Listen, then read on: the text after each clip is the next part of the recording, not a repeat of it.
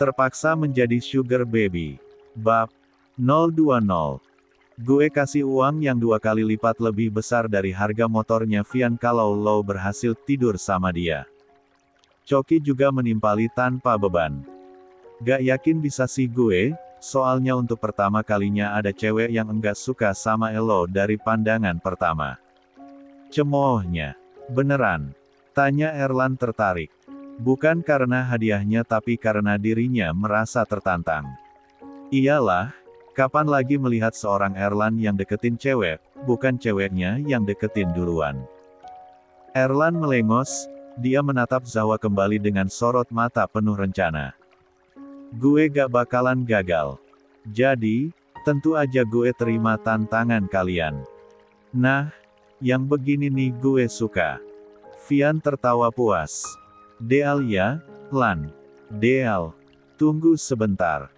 Seorang wanita yang tengah melepaskan sepatu heels dari kaki jenjangnya menggerutu kecil ketika tahu-tahu dari belakang sudah ada yang memeluknya.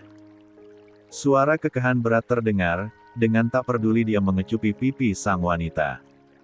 Aku sudah menunggu. Kamu dari kemarin. Sepatu sudah terlepas, wanita itu berbalik lalu mengalungkan tangan di leher pria yang sedikit lebih tinggi darinya itu. Kepala mereka terlampau dekat, senyum sama-sama tersungging lalu tanpa menunggu lama, bibir mereka menempel lalu saling berperang lit asterisk H. Stop, aku mau urus kerjaan dulu. Sang wanita menahan tangan pria yang mulai bergerilya di tubuhnya. Bisa nanti, Ren, jawabnya masih sibuk menyusuri pinggang yang melengkung itu dengan kedua tangannya. Kita sudah lama enggak ketemu. Sudah lama apanya? Cuma seminggu, jawab Renata melengos kecil. Entar dulu, aku masih harus diskusi sama beberapa klien, jawabnya, masih dengan tangan yang mengalung di leher pria itu juga membiarkannya bermain-main dengan lehernya. Babel, Renata memekik kecil ketika lehernya terasa sakit akibat digigit. Jangan, nanti ada bekasnya. Adrian. Adrian, pria itu terkekeh tanpa dosa. Dia menjauhkan kepala lalu menatap Renata yang merengut padanya. Sekali dulu ya. Entar dulu, aku balas chat karyawan dulu. Adrian mencibir kecil namun dia menurut untuk melepaskan Renata dari dalam pelukan. Aku main game aja kalau begitu. Jangan lama. Mau finishing desain juga sedikit. Renata memberitahu. Oke, aku bisa main game lebih lama kalau begitu. Mendengarnya, Renata mendengkus geli. Dia mencuri kecupan di sudut bibir Adrian. Tunggu aku, oke. Bisiknya menggoda. Adrian tersenyum miring sambil mengusap bibir bawah Renata. Selalu, Renata, jawabnya. Ren, udah. Renata yang sedang menatap layar laptop mengalihkan pandangan, dia tersenyum geli melihat kepala Adrian yang menyembul di pintu. Sebentar lagi. Lanjut main game Maya sana. Adrian menunjukkan gestur tangan, oke, lalu keluar dari ruangan yang dijadikan Renata sebagai tempat kerjanya. Ruangan ini lengkap, semuanya hanya dipenuhi oleh barang-barang milik Renata padahal ini adalah apartemen milik Adrian. Jadi, sudah bisa diduga bukan Renata tinggal di sini tidak sebentar. Selepas mandi, Renata langsung kembali berurusan dengan pekerjaannya. Banyak event yang akan ia buat itulah mengapa dia semakin sibuk. Sekitar 1 jam kemudian, pun leher juga pinggangnya juga sudah mulai pegal, Renata memilih berhenti sejenak walaupun kerjaannya tak sepenuhnya selesai. Renata meregangkan tubuhnya sejenak barulah beranjak dari kursi menuju kamar tepat di sebelah ruangan yang sudah ia pakai menjadi tempat kerjanya padahal dulunya itu adalah ruang kerja Adrian.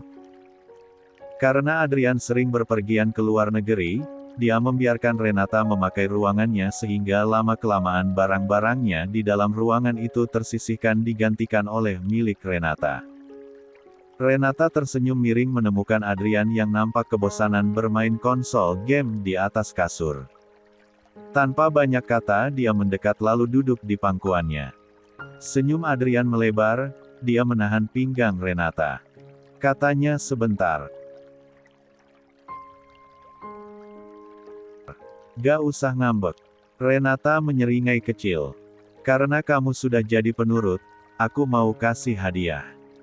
Dengan berani, Renata melepaskan kaos polos yang ia pakai sehingga tubuh bagian atasnya segera terpampang. Mari bersenang-senang, Babe, bisiknya menggoda Jalu mencium bibir Adrian terlebih dahulu.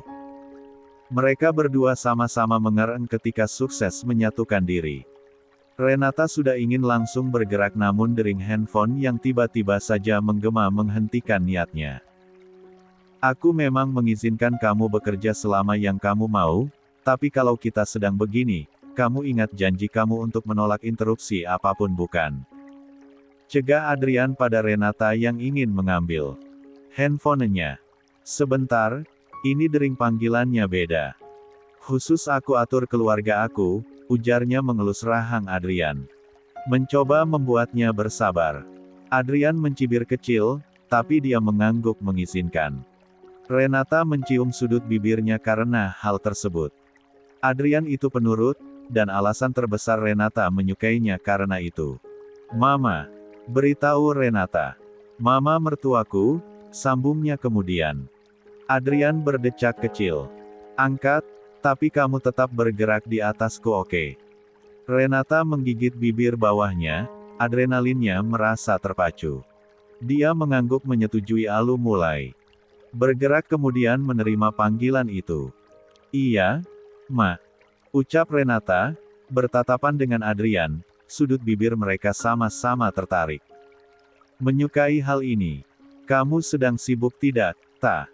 Kemarin kan sudah tidak ikut datang ke rumah. Mama kebetulan ada waktu. Nih, kita dinner bareng bagaimana? Yah, begitu ya. Padahal Mama sudah lama tidak bertemu kamu. Suara helaan napas Giana terdengar. Tapi mau bagaimana lagi? Kamu sedang sibuk-sibuknya. Iya, Ma.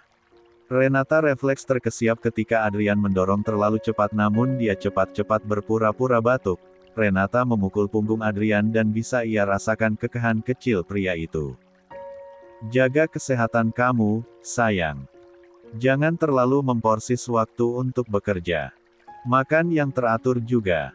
Iya, Ma. Kalimat ucapan Giana tak terlalu Renata perhatikan, tubuhnya sudah dipengaruhi. Kamu dan Wirya baik-baik saja kan? Kamu juga harus ada waktu untuk suami kamu. Renata menahan decakan sebal. Kapan telepon akan mati sih? Mengganggu saja. Batinnya menggerutu. Baik banget kok, Ma. Aku dan Mas Wirya selalu baik-baik aja. Syukurlah. Mama paham kalian sama-sama sibuk tapi umur pernikahan kalian sudah mau 2 tahun. Jangan lupa Mama menginginkan kehadiran cucu ya. Anak Mama cuma Wirya jadi Mama sangat mengharapkan cucu dari kalian. Renata memutar bola matanya, jengah sekali mendengarnya. Iya, Ma. Aku dan Mas Wirya berusaha terus kok. Maaf belum bisa mengabulkan permintaan Mama, bohongnya. Renata tiba-tiba saja terkesiap ketika Adrian melempar tubuhnya ke sisi ranjang. Kenapa tak? Enggak Ma, ini aku lagi megang gelas mau terjatuh, ucapnya beralasan, melotot memperingati Adrian di atasnya. Ya sudah, Mama mau memberitahu itu saja.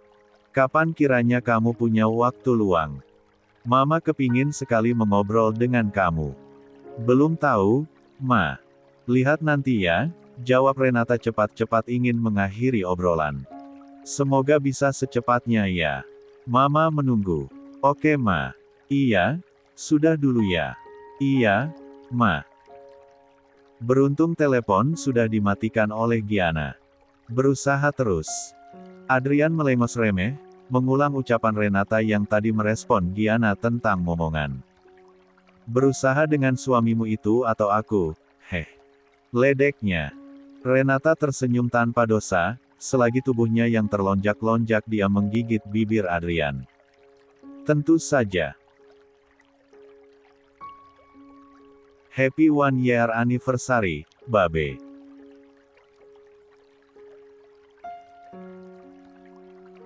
Wirya melirik jam di tangan lalu refleks mengumpat kecil. Cepat-cepat dia keluar dari mobil setelah tadi memarkirkannya secara asal di halaman rumah. Wirya akan ada rapat 1 jam lagi dan bisa-bisanya dia ketinggalan berkas penting di ruangan kerjanya di rumah. Alhasil, dia pulang mengebut dan tak terhitung berapa kali dia membunyikan klakson di jalanan. Wirya benci orang yang telat dan tentu saja dia tak boleh berperilaku yang sama karena hal tersebut. Wirya selalu mengedepankan profesionalitas dalam setiap pekerjaannya.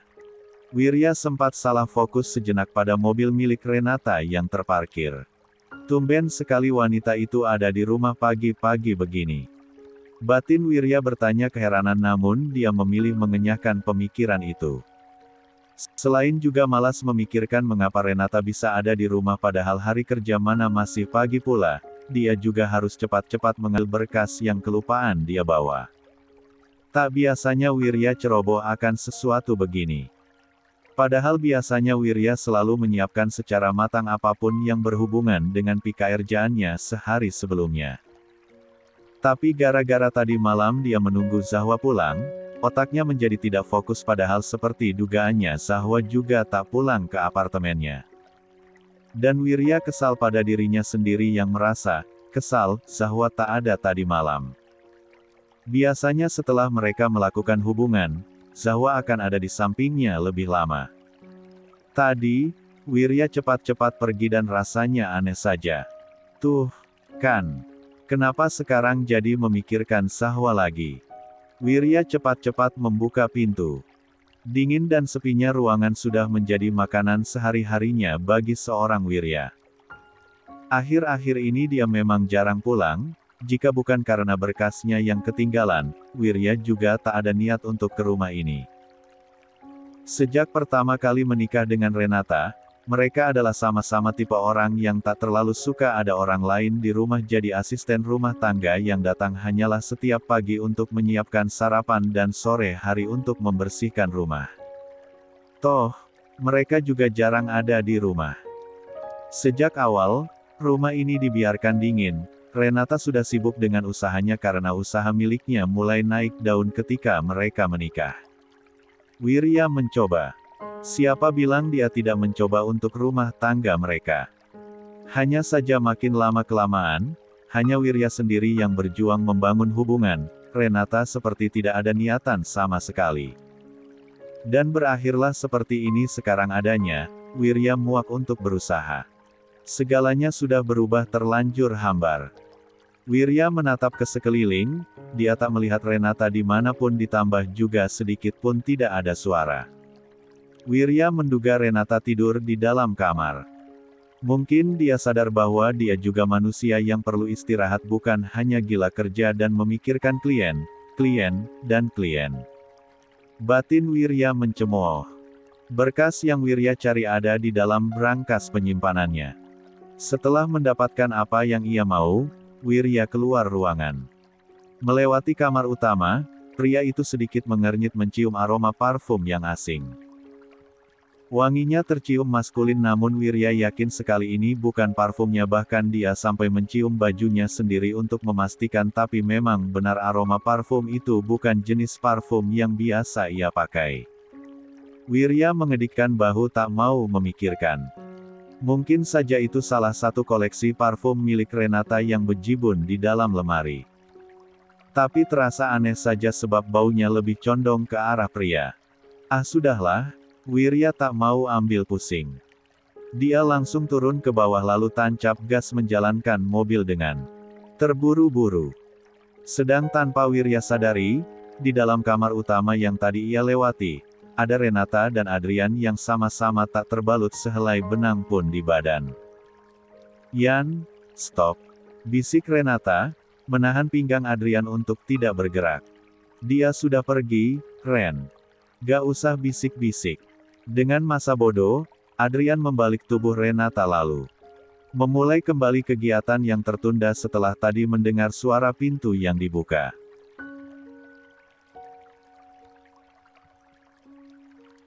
Cek, seharusnya tadi suami kamu itu masuk saja ke dalam kamar. Biar dia tahu, Aku enggak selalu kalah dengan dia. Adrian menariknya. Kita bermain di kamar kalian sekarang. Aku yang memenangkan kamu, bisiknya, tersenyum puas namun juga nampak dingin dan penuh dendam. Adrian menyeringai. Tentu aja, aku enggak akan pernah mau kalah dari Wirya. Bunda Lia, terima kasih banyak atas uang yang sudah kamu kirimkan nak. Bunda sudah belikan buat kebutuhan anak-anak juga sisanya ditabung buat jaga-jaga. Oh ya, renovasi juga sudah selesai. Anak-anak senang rumah sudah tidak bocor lagi karena hujan. Zahwa beneran enggak apa-apa kasih Bunda uang sebanyak ini. Zahwa memang sudah mengatakan untuk Bunda tak perlu minta maaf tapi tetap saja, Bunda tidak bisa menghilangkan perasaan bersalah Bunda. Maaf ya Zahwa sudah membuat kamu terbebani memikirkan adik-adik. Zahwa yang baru saja selesai membuat makan siang untuk Wirya termenung membaca chat itu. Di satu sisi dia senang mendengar berita positif dari Lia namun dia juga tidak bisa menahan rasa sesak di dalam dada. Lebih daripada Lia, Zahwa jauh lebih menyesal memberikan mereka uang dengan hasil bekerja yang begini. Tak ingin emosional mulai menguasai diri, Zahwa menarik napas panjang lalu menghembuskannya keras. Hatinya coba ia keraskan lagi lalu membalas pesan Lia. Zahwa, syukurlah Bunda, setidaknya adik-adik sudah bisa tidur lebih nyaman, tidak merasa kedinginan ketika hujan lagi. Tolong banyak dibelikan makanan ya Bunda. Adik-adik harus sehat semuanya pokoknya. Zahwa, gak apa-apa Bunda entar uangnya aku kirim lagi ya. Zahwa. Bisikan yang tepat berada di samping telinganya itu membuat Zahwa terlonjak, hampir saja menjatuhkan handphone saking kagetnya. Ngagetin aja. Zahwa mengeluh, buru-buru dia memasukkan handphone ke kantong celana ketika berbalik. Sudut bibir Wirya tertarik.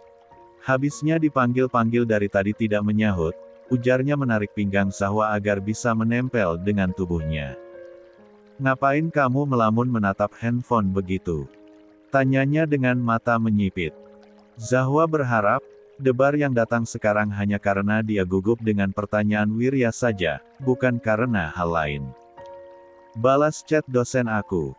Harus ngomong yang benar, salah sedikit bahaya.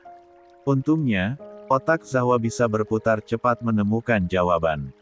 Syukurnya, Wirya percaya. Ekspresi curiga di wajahnya langsung menghilang. Saya tidak punya waktu banyak. Ya sudah langsung makan aja. Kenapa meluk-meluk begini?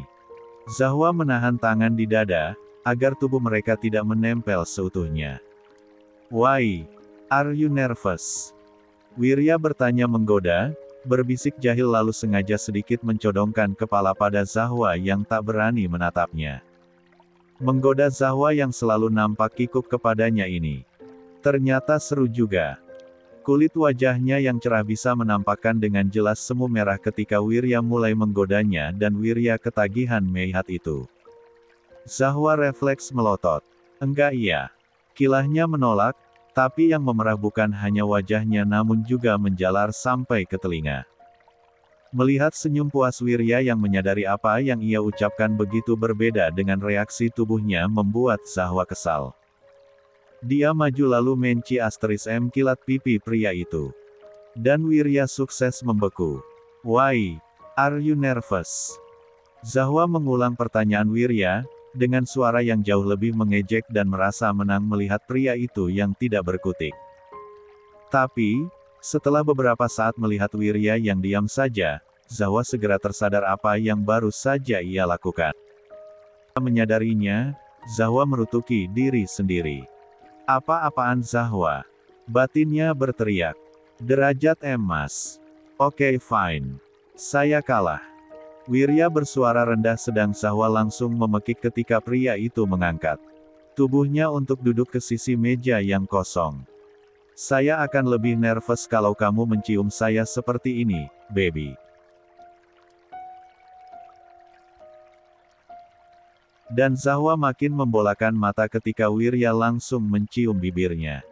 Mengapit dagu Zahwa. Gantian Zahwa yang membeku.